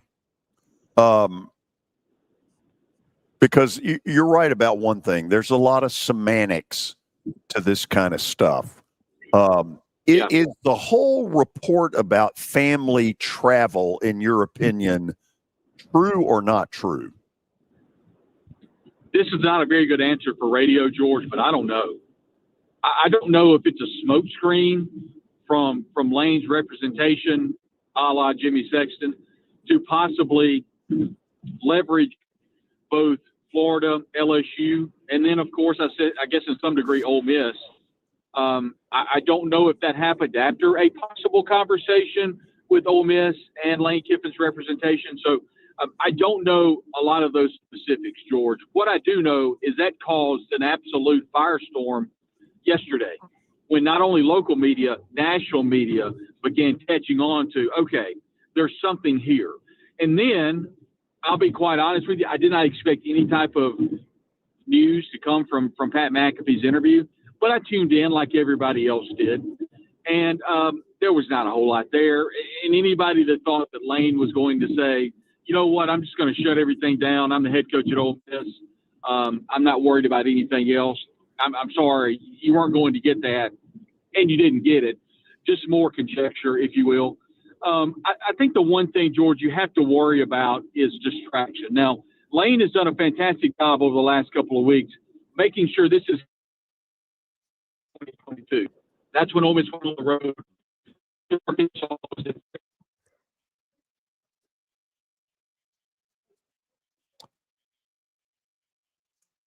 Okay, we may have lost him for a second. There he is. Keep going, Brad. Yeah, I'm here. Yeah, and, you know, when Ole Miss played on the road at Oklahoma, that's when he met with Molly McGrath, and he told Molly that he met with a team, and they kind of went through what he was kind of dealing with. Didn't want to do what happened back in 2022. That's, of course, when Ole Miss was dealing with Lane Kiffin and Auburn. So you fast forward, Ole Miss has played really well against Oklahoma, against the Citadel, and then against Florida, able to manufacture a lot of not dealing with the off-the-field stuff. I don't know really if that's going to be the case in a couple of weeks or a week from Friday in the Egg Bowl. It feels like kind of the toothpaste is out of the tube, if you will. He's done a good job so far. We'll see. But I would think, and this is just speculation, although educated speculation, the university would like an answer before the Egg Bowl. And I feel like I don't know that they will get an answer. The question you have for me is what happens if he does not give the university an answer? Then you start getting to some really gray area from legalese and that sort of thing. So Ole Miss really hopes that it doesn't have to go there, but they might. And anytime you talk about Lane Kiffin roller coaster of his career, anything can happen. So really interesting the next couple of days. So, Brad, let me try this one on you. See what you think. I would assume Lane Kiffin, at some point, winning a national title matters to him. Now, I hear all the stuff about, he's never been happier. He's got family. You know, they're all living down there. The kid quarterbacks a high school team. And I get all that. But I also wonder if Saturday night Lane Kiffin looked at Florida's really not very good offense pushing his defense around, and he said to himself, I can't win a national title here. We're really good, but we've still got problems that are going to show up. Do you think that has anything to do with anything? I don't know, George. I will say this. Here's what I believe to be true. One, Lane has intimated it to the media, mainly the local media, some in public press conferences, some in Zoom calls. What I do know is that it meant a lot to him to look up and see that there are national championships at Georgia, and Florida, and in LSU. I say that because he's made mention that as a kid growing up, obviously his dad, Monty, was coached at Tampa Bay in Florida, and his children's mom, Layla, has a lot of ties to Florida. I don't think there's any doubt, and I would be foolish to tell you guys that Florida is not looked at as a better job than Ole Miss. The same thing he said for LSU. When he walks out of the stadium or into the stadium at Tiger Stadium and he looks up, he sees the national championships. He sees 110,000. There was an article I thought was really good by Ross Zallinger today through Yahoo Sports, and Lane talked about growing up that way, about seeing tradition, understanding the importance of big jobs. I think that's important. I think that's why he's wrestling with this decision. I also can say that the whole world of NIL and what Ole Miss has done from a collective standpoint, I just spoke with someone close to the Ole Miss collective, and donors and memberships and dollars are at an all-time high. And I think that comes into play. But most importantly, you've got an administration led by Keith Carter. I've said this before, and I'll say it again. They're giving Lane Kiffin every single thing that he wants. They have a situation where Ole Miss has one of the best NILs in the country. So Lane, in one sense, I think, is looking at this. Boy, it'd be great to coach Florida, LSU. They have proven that you can win a national championship. I think you can at Ole Miss, but I know they can there. It's in paper. I've seen it's in big letters on the stadium. But in the other hand, Ole Miss is doing exactly what you need to in the new NIL era. I believe I can do that here too. Plus, my family lives here. My son plays quarterback at Oxford High School. He threw a touchdown in overtime, a 2-point conversion in overtime to win the game. They've got a chance to win a state championship. I've got 5 houses here, brothers here, Chris. So I could talk it out of both ends. And then if you ask me what you're going to do, George, I'm going to say I have no idea. So that's where this conundrum is for both Lane Kiffin and the Ole Miss fan base. Kelly, your witness. Brad, my whole thing is I want to know what are the kids feeling? What are they saying? I'm sure they're all saying the company line, but like me being a player and I had a coach that you're hearing all these rumors and we're still in this 12-team playoff deal. What are the kids? Have you got a beat on what they're thinking, what they're feeling about their coach maybe going somewhere else in the middle of this thing? Obviously, practice is kind of blocked off, but the only availability we have with the players in person is following the game and today.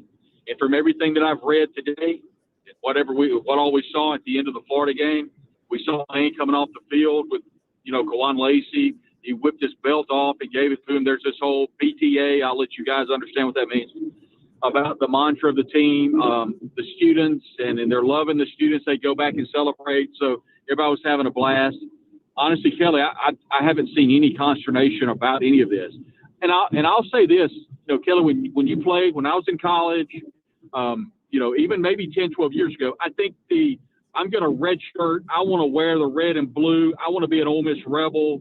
I'm going to stay until I'm a senior.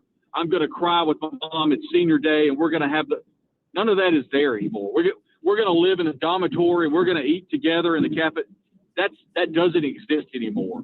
It's all about a collective. It's all about, and I hate saying this, and I'm going to wash my mouth out when I say it, but Kelly, it feels like it's about a paycheck, and it makes me sick at my stomach to say that.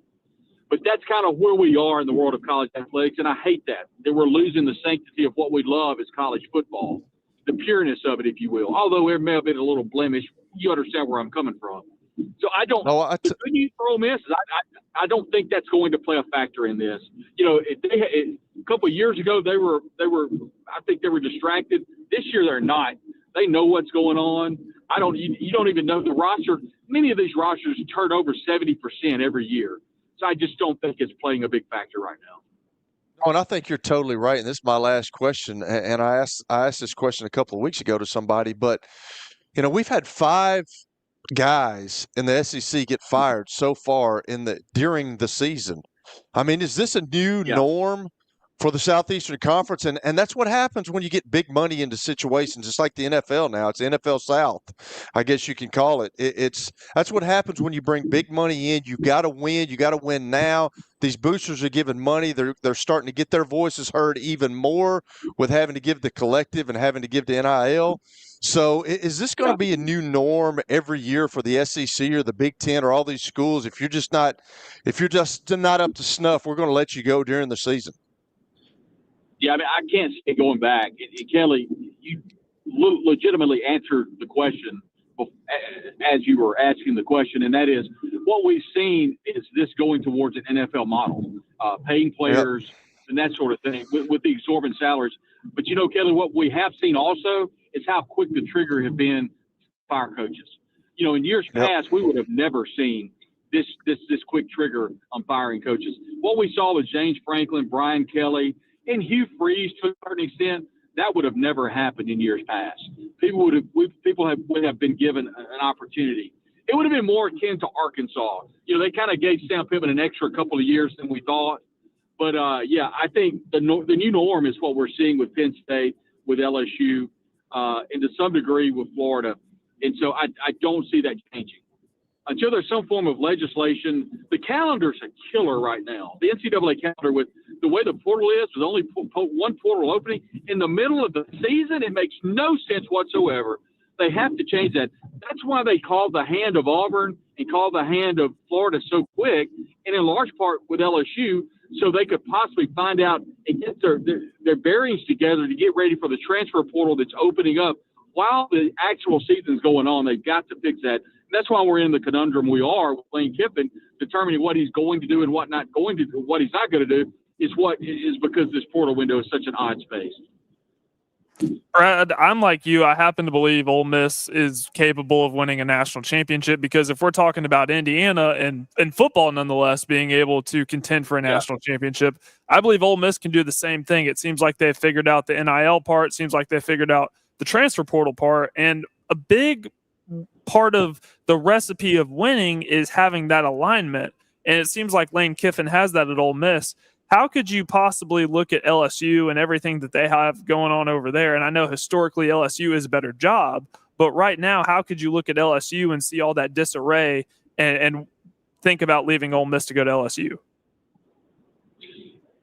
Great question. And let's hypothetically say that we believe Lane and it's not about the money. Let's throw that out there first of all. Okay, let's talk strictly about LSU. You have a chancellor that was interim, that is whatever. They've got a new president. So he comes in after the AD Scott Woodward has been fired. Then they hire Bern Osbury. He didn't hire him. The board did, or the governor, or who else is running. Maybe the owner of Commander's Palace. I don't know. So he comes in. He's got this interim AD. They pull the interim AD tag off. Then he puts it back on. And then they meet at the middle of the field and take a picture, and everything is okay. They've fired their coach. And their governor, Jeff Landry, gets up and throws Jimmy Sexton under the bus and says that he wants the AD fired. The AD will not. You kind of get where I'm going with this. Or you choose door B, where you've got Keith Carter, who is as entrenched as an AD is in the country, who could literally do anything in the world and get the fan base to support him. You've got a chancellor in Dr. Glenn Boyce, who gave hugs to all the seniors that were coming onto the field Saturday at the game in front of a sold-out crowd that you asked to come in and to be part of the place where you were instructed to win games, which, oh, by the way, they're 34-3 over the last how many ever games.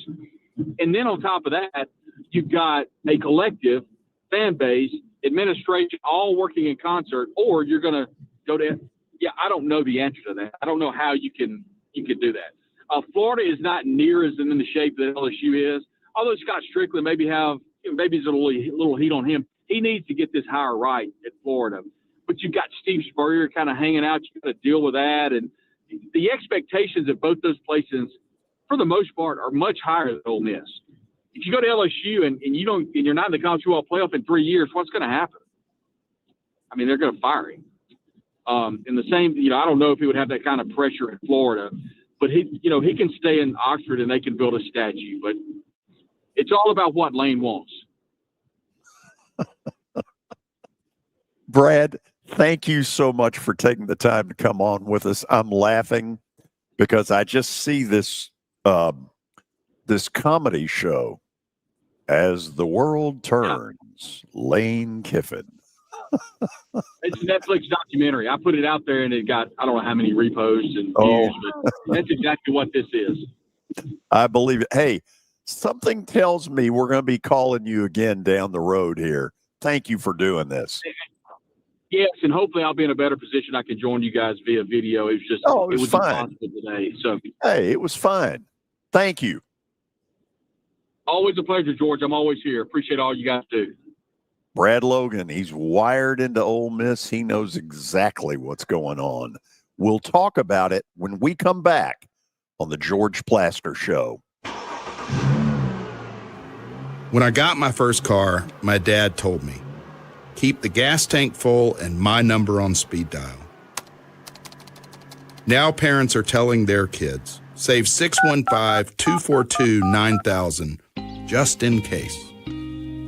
I'm Blair Durham. If you or someone you love is in a wreck, call us. We're here to get you the money you deserve. Attention, Big Orange Country. Tennessee and Illinois will square off Saturday, December the 6th at Bridgestone Arena. This is the rematch of a great college basketball game last season in Champaign that went right to the wire. And this one figures to be more of the same. Tickets are on sale now. You can grab your seats by going to Ticketmaster.com. That's Ticketmaster.com. Tennessee, Illinois. It's big time. As the trusted premier custom home builder in Middle Tennessee, Donnelly Timmons has over 20 years of experience in the industry. Whether you're looking to build your dream home or renovate your current home, their team will ensure that every client and every remodel is unique, luxurious, and completed on time within budget. Founders Dustin Timmons and Joey Donnelly have over 25 years of construction experience in the Nashville area. Together, they have completed projects in Forest Hills, Oak Hill, Green Hills, Franklin, and Brentwood. Dustin and Joey believe that communication is the most important aspect of all construction projects.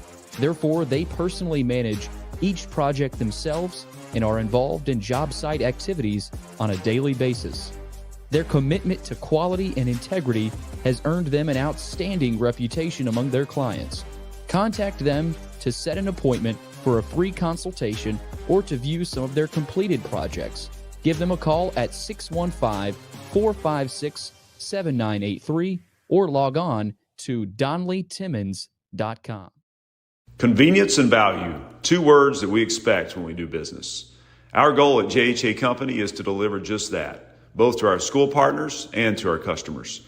Whether you're purchasing photos, yearbooks, class jewelry, letter jackets, school spirit wear, or senior graduation products, we strive to make the experience easy, convenient, and cost-effective. Find out more at jhacompany.com or call 615-867-6345 for more information. JHA, one source, one company. It's the George Plaster Show. Your sports live here on 94.9 The Fan.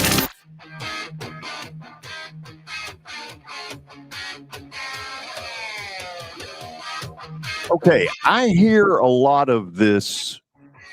You can win a national title at Ole Miss. Now, I'm not sure whether I totally believe that or not. In fact, I'll just say I don't totally believe that. But the one thing I am certain of, Kelly, the Ole Miss team that played Saturday that Florida, with their pitiful offense, pushed around deep into the fourth quarter, if you think that team is going up against Ohio State to win a national title, Now, maybe I caught Ole Miss in a bad moment because they weren't very good Saturday night. That team's nowhere close to a national title team. I do wonder if Lane Kiffin walked off that field Saturday night and said, oh, crap. I think he probably did because I don't think you can win a national championship at Ole Miss. I really don't. I don't know why. I just don't. They never have, and I think they've done it. Obviously, he's turned that program around. He's got them. Even Brad Logan talked about it. Talked about the NIL and all the money they've got in their collective. They're doing things because they want a winning program there. But I think it goes back to what I always say, George. What is your goal as a coach? What is your goal as a player? What is Lane Kiffin's goal? Does he want to win a national championship, or does he just love coaching ball and maybe he can win a national championship at Ole Miss? I think that's what that comes down to. Just like Brad Logan talked about, he could probably hang a statue because he's the winningest guy there. I think he's one win away from that, and he's the winningest guy that's come through that program. He's got that thing going. He's got people excited about it. But for me, as a fan, it would kind of get on my nerves that we're in this situation right now, and he still has not given an answer. So he's obviously not all in. And I think you may be right, George. I think that probably was a head scratcher for him the other night, thinking, I think I might have done as much as I can do at Ole Miss, even with all the support I'm getting, and even with everything that they're giving me, because they're giving him everything he needs and everything he wants. But can he get over that hump? And I'm not sure he can. So it comes down to, do I want to win a national championship, or do I want to be a hero in Oxford? I don't know that. You see that comment on the screen, Kelly, right there? Oh, yeah. The past is irrelevant in the NIL era, and I'm just going to push back a little bit. And this is if I teach you anything, Kelly, is that just because you have not doesn't mean you cannot, right? It's the same conversation we have about Oregon.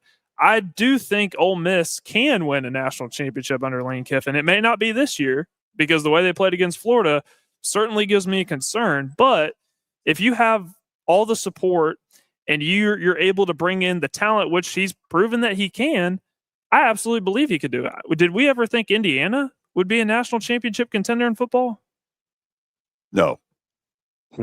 If they can do it, they've figured it out. Kurt Cignetti has figured it out. I believe Lane Kiffin has as well. It just may not be this year. Google me, I win. Kurt Cignetti's he's a different guy, man. He's kind of I think they do it totally different. And I think he's one of those Nick Saban type guys. Obviously, both of these dudes coached under him, but like Cignetti has shown you that he's a guy, he's a motivator, there's a little healthy fear, I think, from his players around him. And I don't know if Lane is that guy. You may be right. And I agree. I kind of agree with that because everything is irrelevant with the NIL. You've seen what's happened at Vanderbilt, but can you get over that hump? And I'm not sure. Maybe not the Ole Miss program, but I'm not sure Lane Kiffin may be able to get over that hump. Maybe you're right. Well, we'll just have to see. Remember, you heard this. What is really going on is what goes on constantly in the Jimmy Sexton world. Gosh. Number one, I know Jimmy really well, going back to when we were both in our late 20s down in Memphis. Jimmy is an incredible negotiator, and he's really good at using one school against the other. Remember Nick Saban to Texas? Jimmy masterminded all of that and got Saban huge money, which was deserved, but Jimmy was the one that created, and he'll deny this. He can deny it until hell freezes over. He is the one that created the whole Texas Nick Saban rumor. He's back at it again. He is as good at creating this level of fear and chaos and ultimately fattening coaches' bank accounts and his as anybody in the country. Good job. He's doing a phenomenal job. I could never do that. He's really good at it. Jimmy was born to do this. Now, let me talk a tad bit of pain. And Kelly, not the kind of pain that you inflict. I'm going to talk to you about the folks at the Dr. Gill Center for back, neck, and chronic pain relief. This will not help you with Kelly. The bottom line is most of you who listen to the show are probably a little bit older simply because of the fact that the host has gotten a little older, even though I don't like admitting that. So pain, as you get older, becomes more likely. And the question is, how do you handle it? Do you just throw up your hands and say, well, pain sucks and this is the way it's always going to be? Or do you fight back a little bit? Because that's what the folks at the Dr. Gill Center want you to do, is fight back a little bit. The fight back starts with a phone call and an initial consultation, $49. The phone number, I'm going to give it out twice, 615-882-4838. Again, 615-882-4838. The best thing they do, besides all the technology and the plan they put together, is they are great listeners deciding how to treat you, what caused it, where is it now. They're going to listen to you. That's one of the things that they are really good at. So, Kelly, they do not treat the kind of pain you inflict. Yes. And when you went in there the other day, they said, we got a lot of work to do because, George, you have to do something. Okay. You just can't eat all the time. You have to do something. Get out and walk a little bit. Yeah. Same to you, pal. Speaking of pain, pickleball. We're on a 1-game winning streak. Let's hear about it. You must be referring to Plaster's Bet of the Day, brought to you by Bart Durham Injury Law. And yes, you are on a 1-game win streak. How pitiful. Oh, 81, 92, and 5. You know, that sounds like a coach who's been at a school for 15 years. The alumni have just said, we've had enough of this loser. Kelly, could you do better? No, George does pretty good. That's why I'm amazed that George likes, he likes to dabble in that, if you know Parker a little bit. So he likes to dabble in the betting world. Oh, he dabbles in it a little bit, and to see where he's 81 and 92 is quite shocking to me, to be honest. Yeah, it's a little shocking. So we're not going Mac tonight. No Mac tonight because it just didn't work, I didn't think. But there is a lot of Mac tonight. And as many of you know, once you go Mac, you can never go back. This is a college basketball game. Neutral site, Madison Square Garden, 2 blue bloods. Duke's really good. Kansas is a little young for Kansas, but 11 is a lot. I'm not saying they win the game, but I am saying that they cover. Take the Jayhawks against the Blue Devils. Tomorrow, Mike Organ from the Tennessean will join us. So will Vanderbilt football coach Clark Lee. Hope you'll tune in. Hope you enjoyed it. It truly was Super Tuesday on the George Plaster Show. Now, here's your latest Fox 17 Code Red weather report. I'm Fox 17 meteorologist Greg Bobes. Our forecast this afternoon starting with some sunshine, high temperatures in the mid-70s.